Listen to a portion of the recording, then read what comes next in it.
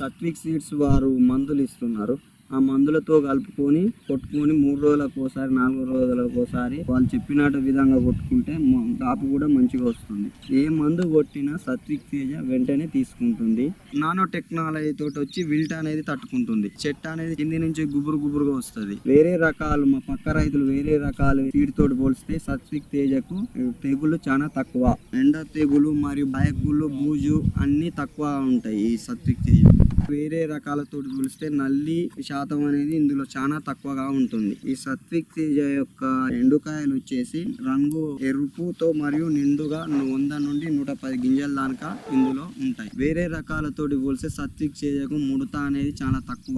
మార్కెట్లో ఈ కాయ సైజును రంగును బట్టి బరువును బట్టి సత్విక్ తేజ మార్కెట్లో జెండా పాట వాడుతుంది. స్వస్తిక్ తేజ